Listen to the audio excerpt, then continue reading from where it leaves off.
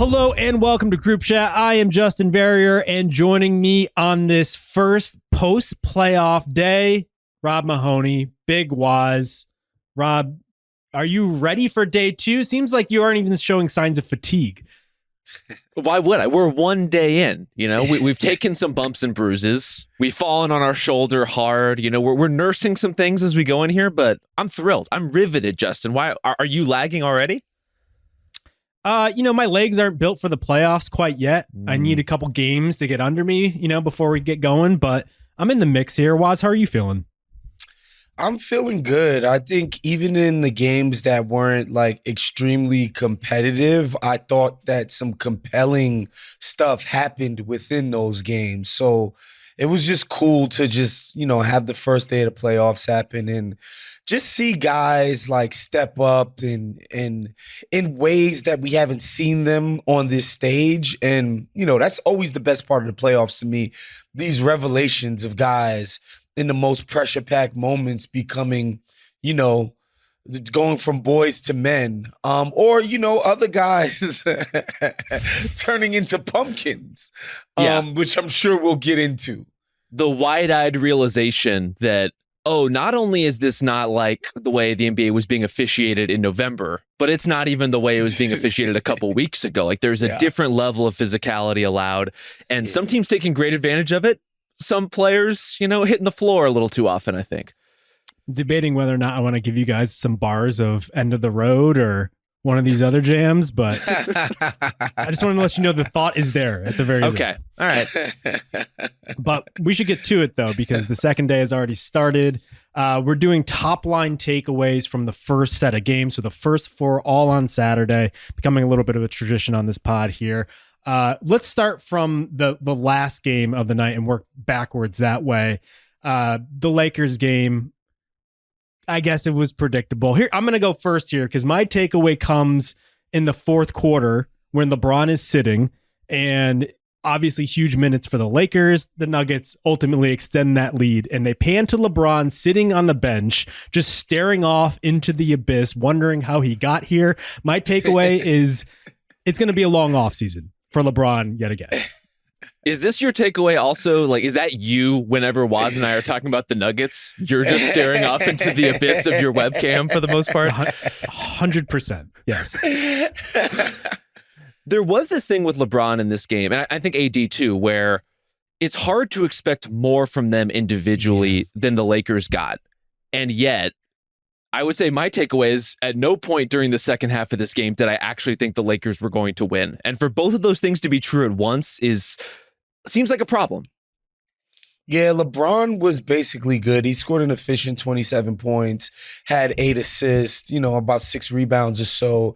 But he did have 7 turnovers, which that tends to happen early on in playoff series for LeBron. Like before he kind of figures out exactly what the team is trying to do, he'll have some early series turnover woes. So I'm not really too surprised by that. But that's one part where you say, all right, he could have been much better at that. AD dropped 32, played 45 minutes. Like what do you want from these guys? And, I was talking with our friend Sabrina Merchant the other day, and D'Lo is, again, having this ridiculous run. And I'm like, yo, is D'Lo actually good now? And she smartly was like, yo, he's making a lot of shots right now. Yes. If he continues to make shots, then he will be good. Yesterday, he did not continue to make shots, guys. Justin, to your allusion earlier, maybe the pumpkinest of all the pumpkins on the opening day of the playoffs. So D'Lo shot 42% from 3 in the regular season, as was alluded to. High volume. Had a really good regular season. Past 5 games in the playoffs, all of course against the Denver Nuggets, 3 for 24. It's just really bad. I mean, we'll see about the rest of these games, but it just really doesn't translate for him. And I can't really tell why. I know like his ability to get to the basket is kind of dissipated as his career has gone on. So he is super dependent on those shots getting in. But like, good Lord, 1 for 9 yesterday. Something happens in these playoff games, I think. Well, especially how often LeBron was content to, or, saving energy or picking his spots, like just kind of playing facilitator on the perimeter and trying to let D'Lo cook, or trying to let AD go to work. And that's all well and good, but there are limits to this if D'Lo is being this aggressive and hitting this infrequently, especially when Austin Reeves was kind of on the the periphery of this game, like wasn't very aggressive, wasn't very assertive. You saw him catch the ball in situations where in other moments, in other games, in other series, he would have attacked. And instead, he was pulling the ball out and resetting offense and going to stand off in the corner. If all of that is happening at once, the Lakers just don't have enough to keep up with a team that executes as relentlessly as this Nuggets team does. Yeah, 109 offensive rating. That's according to Cleaning the Glass. Just not going to be good enough against this Denver Nuggets team. It's just not. You have to score at a pretty damn elite pace to keep up with these guys. And the Nuggets, conversely, 124 offensive rating. Yeah. A pretty slow game, 92 possessions. And it didn't look hard, y'all. It looked routine. Lakers came out looking very good. I will say the first quarter looked very promising. As was mentioned, LeBron looked very good. Get into the Baja, Justin. A lot of Baja blasts going on there. Yeah. And like even the Nuggets were making kind of questionable decisions. We got DJ early. We got Justin Holiday. I know Aaron Gordon was in foul trouble, but even that I was a little perplexed by. Just didn't seem like they were sharp. And then they came out in after halftime, and they sharpened the Ginsu knives, and they actually just like cut them just slowly. And the Lakers just bled out in that game. So 0 turnovers as a team, the Denver Nuggets in the second half, 1 turnover total for the starting lineup. Insane. It's wild. Yeah. Any of the lineups that, not just the starting 5, but if you have 3 of those guys out there, 4 of those guys out there, those are ace lineups. And so even just getting a little bit from Peyton Watson, a little bit from Christian Brown, that's proving to be enough right now.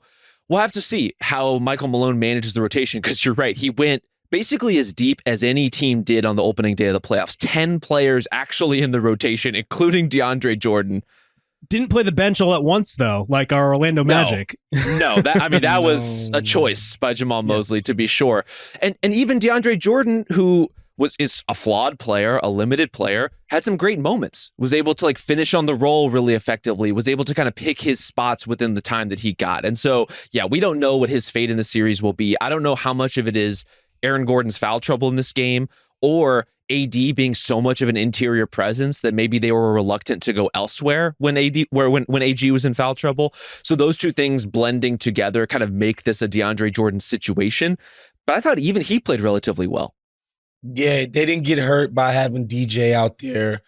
The turnover thing is just insane, especially for Jokic, who is the fulcrum of damn near every single thing that they do. And this dude just doesn't turn the ball over the whole game. Now, the Lakers are a low turnover creating team. And so obviously that plays a part in it. They just don't create turnovers. But man, there needs to be some more resistance and pressure put on these guys and make them look worse or try. Like the Lakers have to try something to throw a monkey wrench into the machine. And then we haven't even talked about Jamal Murray. He didn't make any shots yesterday. And I think Murray, it's not like it was like they were putting him in impossible positions. He just wasn't making shots. And I think you can expect him to be better than he was yesterday. It's just tough to see any silver linings here if you're rooting for the Lakers in this series. Well, especially some of the looks, especially from 3, that Murray and Michael Porter got were wide open as a result of double teams, usually on Jokic. And you have to think they're going to hit slightly more of those. You know, Denver is not an overwhelming 3-point percentage team, but those are great shooters getting amazing looks, and they're going to fall at a level that's going to punish the Lakers. Michael Porter don't make more shots, man. Somebody got to put his phone number on Instagram. I think he's going through enough right now. Honestly, I thought he had a great game. No, he played good. He like when Porter is just active, you know, like on defense and on offense, even when he's not, you know, getting the most shot attempts, like that's when he's at his best to me, man. When he's flying around, even when he doesn't get the shots, you know. So yeah, no, he played well. Yeah, I think the reason why Adam Silver take off. That's sure. I think the reason LeBron was so dispirited, or at least seemingly dispirited, is just like the Nuggets are executing at a level that he is typically the one forcing on other teams, and so that's why you saw him, I think, getting on D'Lo for making these sort of loosey-goosey sort of decisions, because they need to be they need to be on every single thing just to have a chance, and so. I don't know. Anything else from this game, Rob? Maybe Jokic's fashion choices you'd like to diagnose? I would not. The less said about the entire Despicable Me franchise, the better. But that was an ad, right? That was clearly like advertising. Yes. Well, there's definitely the ad component, but him showing up runway style in the ad, I don't know if that's just like a personal choice to go along with the bit. I think someone paid him off to do that. Because I would hope so. The timing of the movie coming out at the same. Here we are talking about it. We're just feeding into it. God, we fell right into it. But I think your overarching point about LeBron is so true. Not only that he's used to tightening the screws in exactly this way, but he knows as well as anybody how slim the margin for error is for the Lakers right now. And so every one of those bad D'Lo shots, every one of those mistakes feels gutting. And it feels especially gutting when Jokic has shifted back into just automatic mode, not just in terms of the reads, but like every touch shot, every hook shot. I am officially told that he missed 8 shots in this game. I don't believe it. It felt like everything that went up was going in. Yeah. Yeah, I know we say a lot of superlatives about Jokic on this show. His freaking conditioning is mind-blowing, bro. Like, this dude does not get tired somehow. When that used to be one of his biggest bugaboos, like that, he's gotten that situated. I'm of the belief that this is the best player since prime LeBron. 100%. Like, in these big moments, I just have no doubt that he's going to find whatever you can't stop and just destroy you with it. It's crazy. And LeBron even said so after the game. He basically said, we got to be perfect against these guys. Yeah. We can't have any, we're not afforded any mistakes here. And so I think the Lakers could still take a game off of them. The Nuggets have a tendency against most of their opponents to take their foot off the pedal. I guess against the Lakers, they just can't bring themselves to do that. But I think the Lakers can still get a game, maybe even 2, because of the Nuggets are just being like, whatever, we got these guys. But man, it's hard to believe that the Lakers are going to beat these guys 4 out of 6 times. Well, Darvin Ham has so many adjustments. He just didn't want to break them out. He didn't want to just spoil everything for the rest of the series. That was insane. It's very early. Insane. I appreciate him not spoiling things ahead of time for people like us who are on pins and needles waiting for the adjustments to come. Well, it turns out as we're recording this, Christian Wood is now available as soon as Game 3. So that's what he's probably waiting for. That's the answer for sure. He's going to be the 2020 Dwight Howard equivalent, because obviously Christian Wood is known for his defense and guarding some of the best bigs in the game and the best actions, the most precise actions that the NBA has to offer. He's going to be of great resistance to that. Yeah. Well, the Lakers, they do need a little bit more defense. They need a little more interior defense. I thought the way the Nuggets were able to kind of string AD out, and some of that's because he's guarding Jokic, so he's involved in a lot of screening actions. But I've got Jokic at 3.5 dunks for this game, which, look, that's a winning number. That man does not want to dunk, by the way. He does not. But to your point, there's something a little different about playing the Lakers. They seem to really enjoy this matchup a lot. 3.5 soft layups at the basket. Yeah. Whatever works. I feel bad for AD. It just seems like he has to cover so much ground. Yeah. He's just like things just flying at him left and right. Impossible. But yeah. And I will say for AD, sorry, just one last thing, because you mentioned it, Justin. I used to be somebody that killed AD for crying about not wanting to play center. It's like, shut the hell up, play center, blah, blah, blah.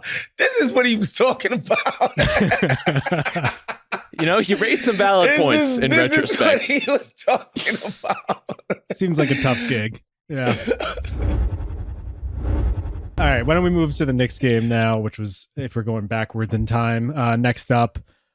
What a roller coaster. Good Lord for Joel Embiid. On the one hand, he throws it off the backboard and dunks it. I'm like, look at this like modern marvel of humanity. What is going on? And then he falls and crumples. And I'm like, oh my God, he might be done for his entire career. Then he shows up in the third quarter hobbled and has a dramatic effect, despite the fact that he barely even went inside the paint.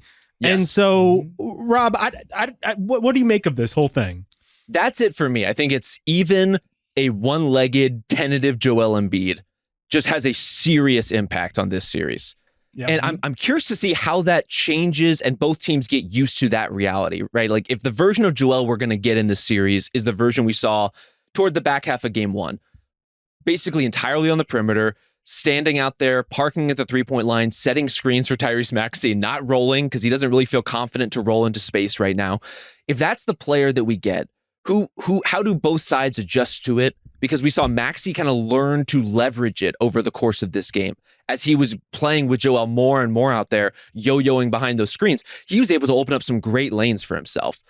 But you have to think at some point the Knicks are going to learn kind of how to challenge Joel and force him to do explosive things to beat them. And when that time comes, what is Joel going to be physically capable of?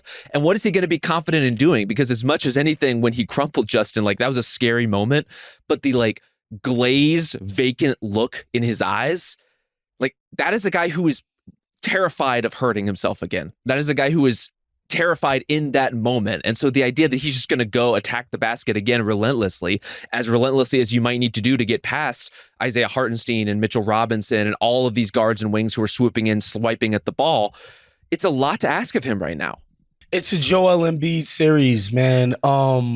He played 36 minutes. The 76ers were plus 15 in those 36 minutes. In a game they lost by 7. So folks at home, if you can do the quick math, minus 22 and 12 minutes without Joel. A tale as old as time was. That is insane, dude. And yo, look, he played 36 minutes. He might have to play 40, y'all. Like, that might be what it's going to take for this particular 76ers team, man. As much as, look, in the fourth quarter, he missed a bunch of shots. A lot of them were short. I think he might have been a little bit tired, which, we got to come to expect. He just came off of 2 months or whatever it was of not playing. But man, he is the only thing between the 76ers and complete and utter ruin. And so it's hard to kill this guy when he doesn't have the best fourth quarter, even though y'all know I would love to, but it's just him. It's him. They got nothing else.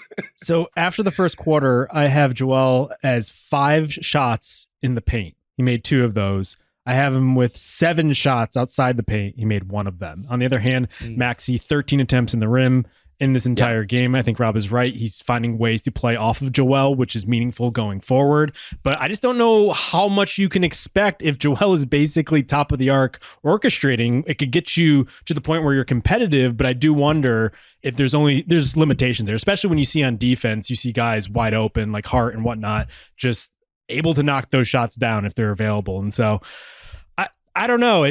On the one hand, you're probably encouraged by seeing Joel have such a meaningful impact on one leg functionally, but like on the other hand, I don't know how they get beyond that in order to win some of these games. Well, I think there is enough of a 50-50 element. Like, okay, let's start with Josh Hart, the hero of this game for the Knicks in a lot of ways. The last time we saw him play, his wrist was so hurt he couldn't even get the ball to the rim on 3-point attempts. So the idea of leaving him open and making him prove it, I think, is right. Now he came up with some of the biggest shots of the game, and some of those were left open. Some of those were pressured by the end, honestly. And you have to give him credit, for, like, full credit for that. He played an amazing game and an amazing fourth quarter in particular. But I thought Joel actually did have a pretty big defensive impact on this game when he was out there too. Like, he was intimidating a lot of the Knicks guys who were going into the paint. They weren't taking shots. They were pulling the ball back out. And overall, New York's first shot offense was not good. The problem was they got over half of their misses on offensive rebounds. That's what can't happen. And that's their misses. Yes. That's where you feel Joel's injury as much as anything, because this is a team that relies on him for all the big man stuff because Tobias Harris ain't doing it. So some of the other guards and wings are going to have to scrap in. This is like the Kyle Lowry music, the Kelly Oubre music. Those guys are going to have to be really active on the glass to compensate for the fact that, look, Joel's just probably not going to rebound outside of his immediate area right now.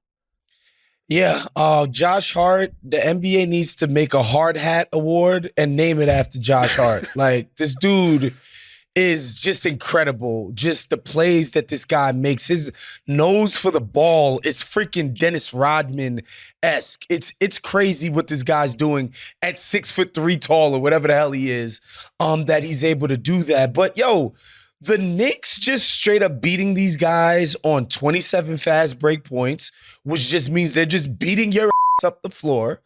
And 50% of their misses, they've been able to corral. They're just destroying you on the glass, winning that way somehow, even though Rob's genius, Greg Popovich, pioneered the no offensive rebounds. Offensive rebounds are bad. What do you know? Extra possessions are a good thing, and it's driving New York Knicks success, man. But I think if you're the Sixers, you have to believe you can stop these guys from getting half their misses back.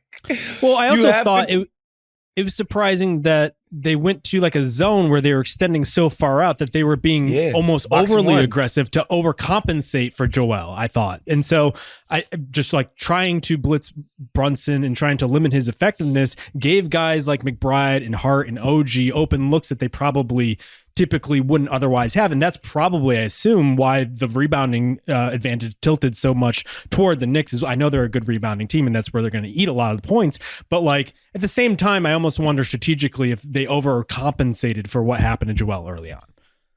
There's some of that. But also, they don't play a power forward, guys.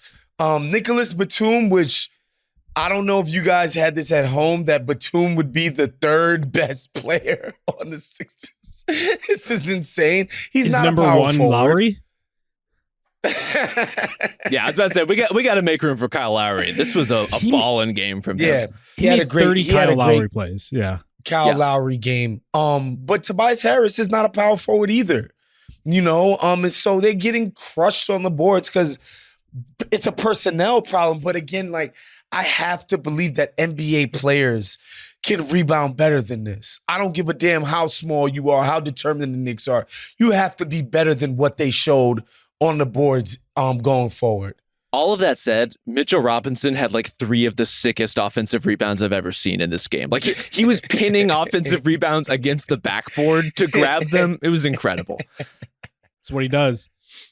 What else from this game? Anything you could take forward maybe? Did I Play not tell Batum y'all? more. Play Batum more. Yeah. Deuce McBride. That's the one. He is a living legend. This dude is chef's kiss, amazing, dude. I tried to tell y'all the Deuce McBride game was coming. This was the one, and I think we're getting more of them, honestly. Like, this was the hot shooting Deuce McBride game, but you can just see the way the energy shifts when he comes into the game. And that was the contrast. Of course, the Joel to B-ball Paul contrast can be rough sometimes, especially against a front line that's as big and physical and menacing as New York's, frankly. But also when you're getting Deuce McBride coming in with a ton of energy, you're getting Bojan Bogdanovic remembering how to play basketball again. All of a sudden, all of these pieces are clicking into place where Deuce McBride, 28 minutes plus 37 in this game. Let's go. Incredible. I think the sneaky win of the OG trade was turning more of the possessions over to McBride off the bench because I think right after that trade went down, they signed McBride to an extension. So clearly they knew there was something kind of happening in the background there and saw something in him so that they could turn it over to him. And so he's been really good for him. I think he's going to be a staple of this team going forward. They really did have Emmanuel quickly at home, didn't even need him anymore. That's right. Wolves-Suns went about as good for the Wolves as it could possibly go. Anthony Edwards looked like a superstar and the Suns scored under 100 points. Couldn't draw it up any better. A couple of things. I've been on this Wolves defensive unit being one of the elite units in the NBA all year. That they brought this thing to bear against this Suns opponent, that they just grounded their half-court offense into dust. They put Karl-Anthony Towns on KD, said, KD, get in your bag. I'm sure Bag Twitter was very impressed by all the moves and the crossovers and the two-point shots, okay? They were able to stay home on everybody else. Their defense never gets put in compromising positions by KD doing his one-on-one stuff. 1 assist on the day, by the way.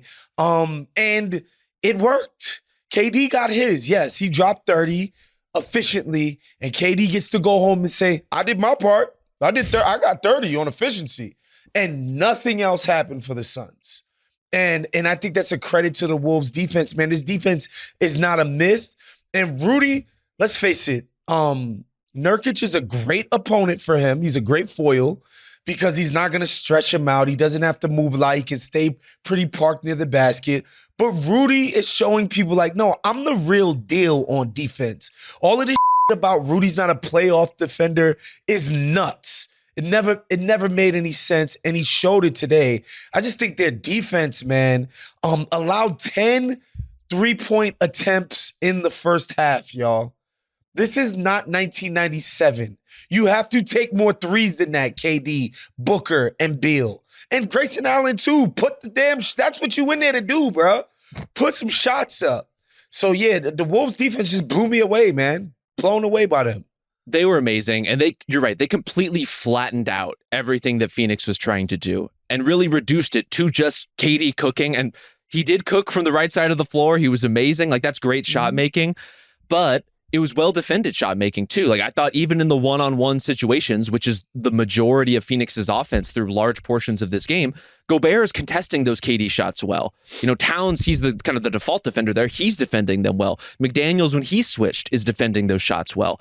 And if that's all you get, because nothing going toward the basket is happening or working for Phoenix right now. And as you said, Waz, they're just reluctant to take threes, and it's hard to create them when everything is so contained.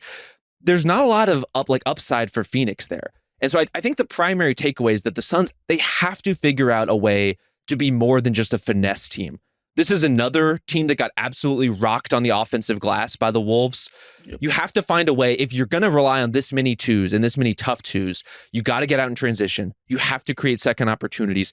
You have to find ways to at least get to the basket with some kind of momentum where you're not getting swallowed up. Get to the freaking free throw line, y'all. And Devin Booker, God knows, was trying, but I would say trying in the wrong ways. The number of times, like, for as much we give guys like Luka for trying to bait fouls and then complaining to a point where they damage their team's transition defense, Devin Booker hitting the floor every time he felt any kind of contact, the Wolves were just eating off that all game long, like running the other way as hard as they could. You could even see it in Gobert. Like, Gobert was trying to run and get the ball out as fast as he possibly could. Everything looked hard for what the Suns did. And that's a credit to the Wolves defense. I think if we're trying to look at it from the other side of things, if you want to be a Suns optimist, I just think the way they're going to win is just overwhelming with jump shots. And so I wouldn't be surprised to see this series tilt back and forth, where when they do have a hot shooting night, all of a sudden maybe they win a game. But I do think it is very hard, and they're probably going to have to win 4-3, not like 4-1 or anything like that. And if anything, like I'm just more worried that like even a Grayson Allen going out in this game or not even having a good game before he leaves the game means so much to this team. Like, it's funny when it was in garbage time where you saw like the ghosts of role players pass for the Suns. And it's like, oh yeah, there's that guy that they tried for 7 games. And it's like, oh, Bull, remember when we had fun with him back in November? It's just like, there really isn't much a margin for error for this team. So you really just have to overwhelm them with offense. And that's so hard to do against a team like the Wolves. Yeah, Grayson Allen goes out with that right ankle sprain, does not return. I thought Royce O'Neal stepped in and gave them some good minutes. But other than that, like, this was a bad Eric Gordon game. Drew Eubanks looks like absolute mincemeat in this matchup. And there's nobody else who can really play. And then you contrast that with everything that's happening for the Wolves off the bench, where, sure, they have Naz Reid, one of the 6 Man of the Year candidates, but Nickeil Alexander-Walker had an amazing game, played incredible defense on Devin Booker in particular, and you're getting Monte Morris minutes. Like, you're getting so many different things off of the Wolves bench that the Suns just don't have at their disposal. Yeah, the offensive stagnation, like, look, people are going to say I'm railing on KD. It's just every KD team has this problem. It's a stagnant offense. Even the freaking Golden State beautiful game that they love to do had to chill out because of KD and his insistence on this isolation, stagnant offense kind of stuff. They got to get the ball moving some more, man. And they got to find a way, like we said, to attack these guys. The problem is the Wolves make it hard.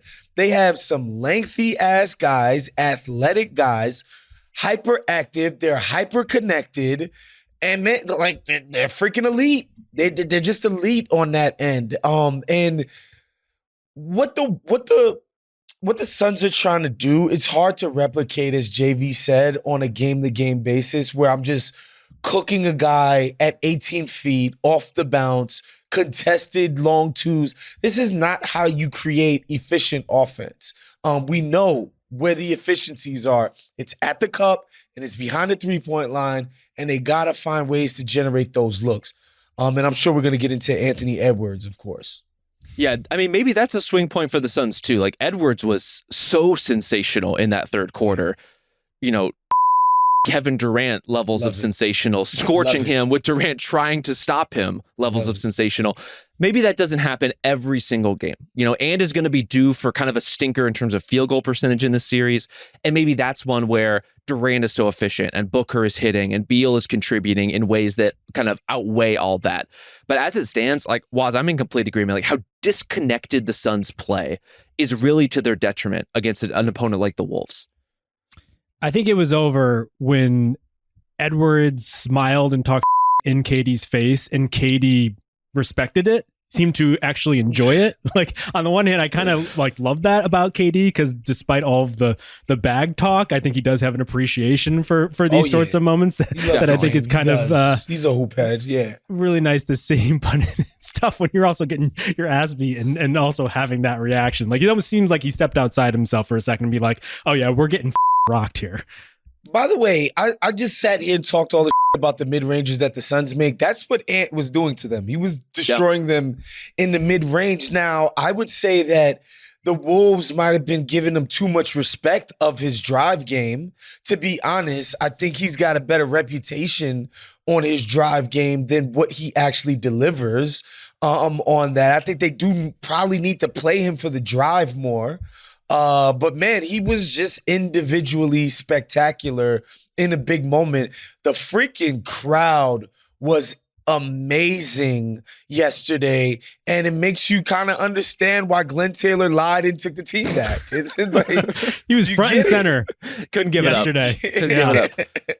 But yeah, you can live and win with Ant Edwards mid-rangers when you're also defending at this level, when you're also creating second chances, and when you're hitting more of your threes than the Suns are. Like, if you get enough of those things going in your favor, yeah, some mid-range offense is no problem.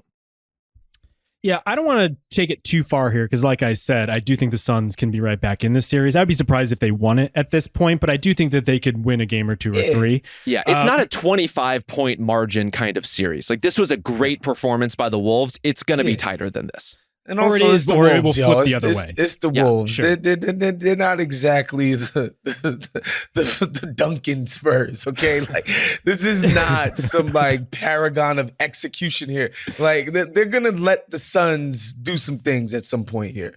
But I couldn't help myself but thinking, like, how hard it is nowadays to build a big three where your entire logic is just like cramming isolation offense together and just hoping it fits. And now on the margins, the Suns haven't done a particularly good job of filling out the gaps in between those three guys. But this was always kind of like a tough fit, but there was just so much to like about what these guys can do offensively that you wanted to at the very least respect it, because how much of the recent NBA has been kind of written by three superstars just coming together and overwhelming the opponent. It just seemed like the Wolves having a just like clear thesis of what they are and who they are and how they're going to win. Like, that's tough these days when there's just so much talent on every single team, and also like there's so much size plus enough offense with the Wolves. It just seems like, I don't know, it just feels like a little bit of a sea change moment as we've been talking about this entire season, where it's just like that old model just seems tougher than usual, even before you get into like the CBA complications. It's really tough, especially to do it wholesale the way that the Suns did, where they turned over so much of their team around Durant and Booker and kind of had to build a whole new roster from scratch, to the point that I would actually push back just on the idea that the Suns didn't do a good job with their supporting cast. I think they did about as good a job as you could do with the very limited resources that they had at their disposal. It's like almost entirely minimum guys that they're trying to plug into significant roles. And to go from what they had to hitting Grayson Allen, who's been a revelation for them this season, and if he's going to miss time, they're going to be in a very bad way. Royce O'Neal, who's given them really good minutes. Like, those are two really important hits to make. And Nurkic has been good enough, honestly, for the majority of this season. It's just, if you're going to take 10 swings to find all the rotation players you need, you're going to get a lot of whiffs when you're playing the minimum game. Yeah, and it's a little bit tougher too when your three guys are so duplicative of each other.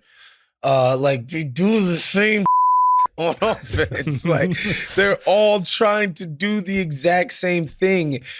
At least like for instance, and people like we didn't think Philadelphia had the best results out of the Harden and Embiid thing, but like it was a compliment, right? It's like Harden and Embiid can be pick and roll partners. Can KD set a screen for somebody, please? Like plant somebody, create an advantage for your teammate, get the thing rolling that way. Like that's what it's going to take, guys. Like these guys have to play off of each other. And yeah, man, another thing that, I got to bite the bullet on. I was like, this point guard it's not going to matter.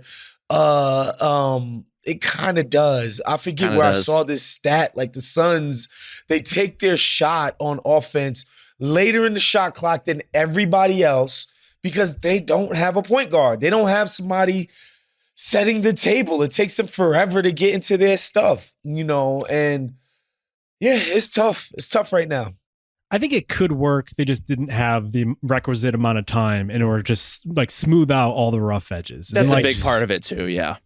Yeah. I mean, the Beal thing is so I can go both ways on it because I do think like they really didn't pay that much to get a player of Beal's caliber in there, and they had so few routes in order to do so.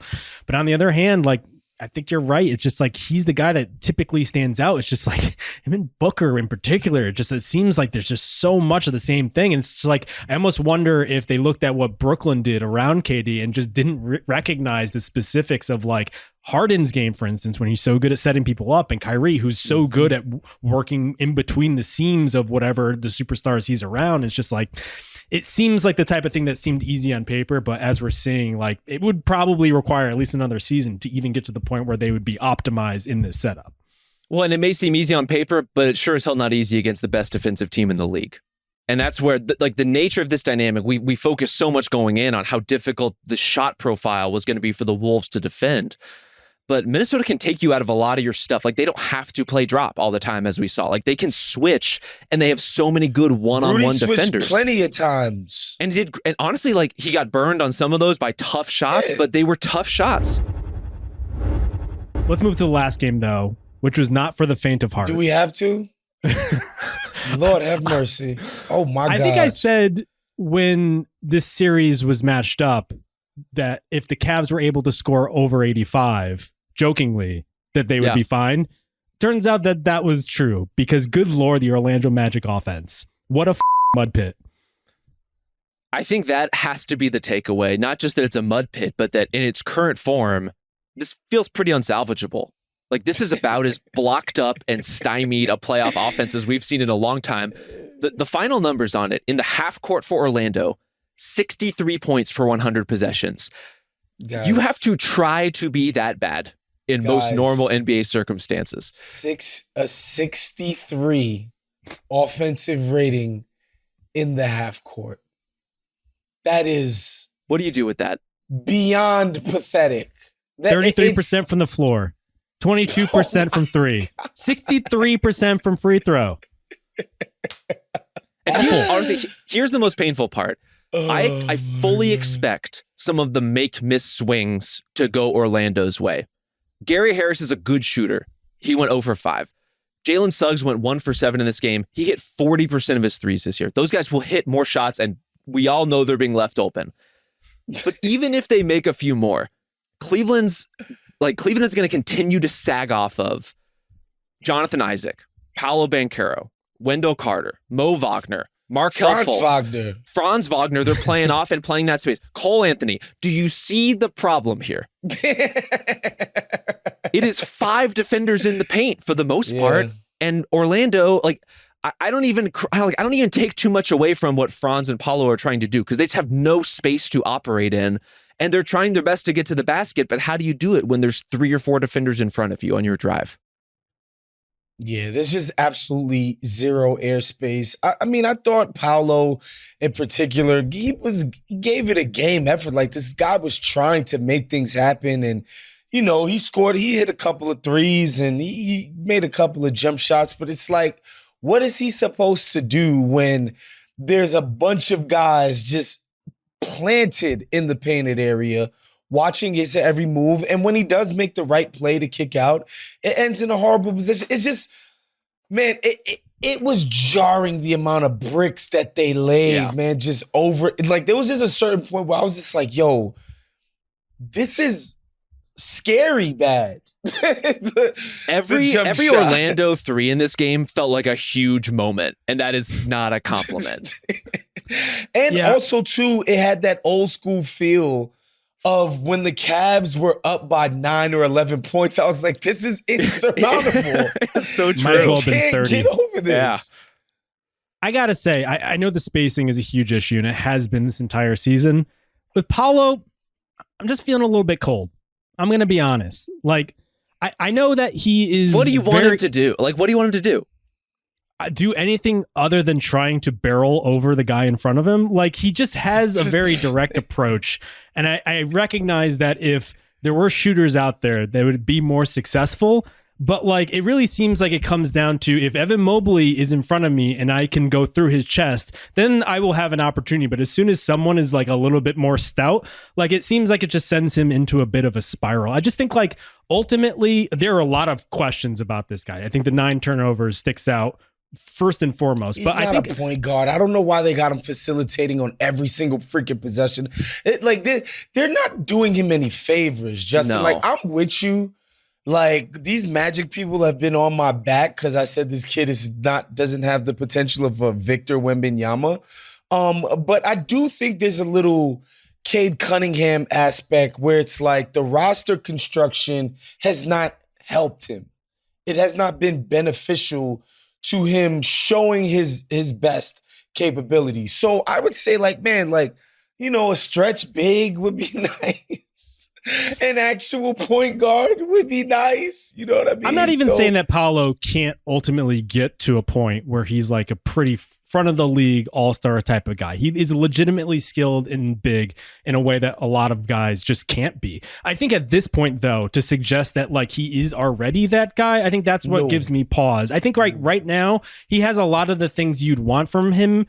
He's good at those things for his size. Like, he's a very good passer for his size. He's become a respectable shooter, and he deserves a lot of credit for improving that dramatically this season for his size. Obviously, his ability to draw fouls is elite, and that has markers that suggest that he could be something very good down the road there. I'm just like, at this point, I think he has a very streamlined approach. And yes, I know it's his first playoff series and all that. He's so young and first game, yada, yada. It's just like, right now, I'm a little bit more like wait and see to see if this guy is like the next LeBron, which is what I think a lot of Magic fans want him to be and think he is already. It's just like, can we just like settle down a little bit? Let me go on record right now, Justin Verrier. This kid is not the next LeBron.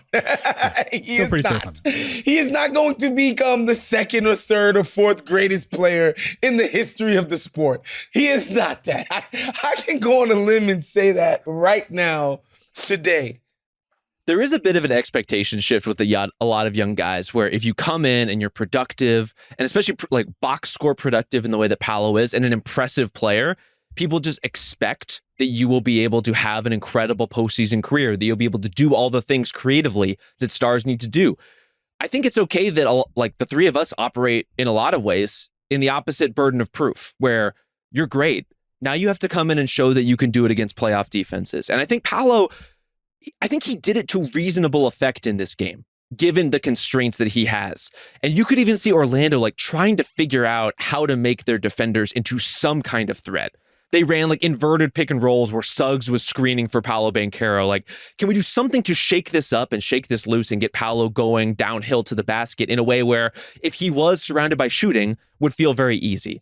They just don't have any paths to anything easy right now. And so, yes, the combination of he is a very straightforward player at this stage in his career. His first playoff game, his first real chance at cracking this kind of puzzle.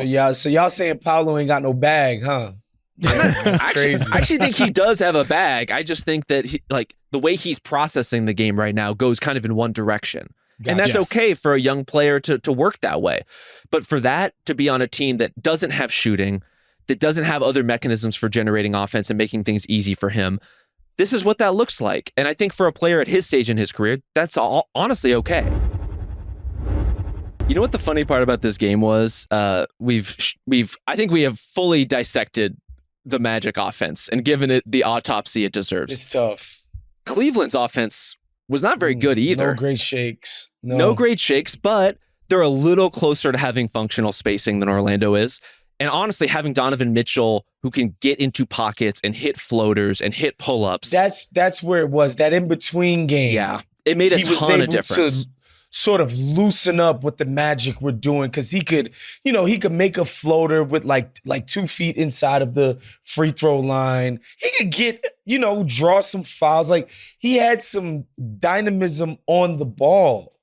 That's just what the other side was sorely missing. Like, Donovan Mitchell could create, man. There was some juice there when he had the rock.